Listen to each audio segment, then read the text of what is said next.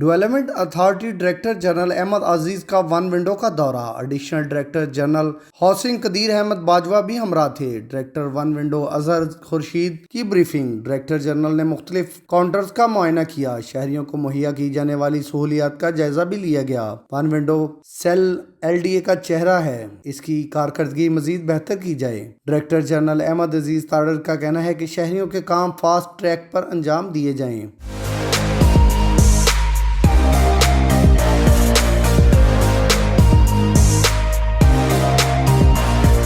Director general نے شہریوں سے مسائل کے معلومات کی، موقع پر بھی ان کے حل کے احکامات جاری کیے۔ ڈائریکٹر جنرل نے ون ونڈو سیل پر کورونا SOPs کی پابندی کرنے کی ہدایت بھی کی۔ رہائشی عمارتوں کے نقشے 30 دن میں منظور کیے جائیں۔ وزیر اعظم کے وژن کے تحت تعمیراتی سرگرمیوں کی حوصلہ افزائی کے لیے مختلف کاموں کا طریقہ آسان بنایا گیا ہے۔ شاہد رضا، آواز نیوز، لاہور۔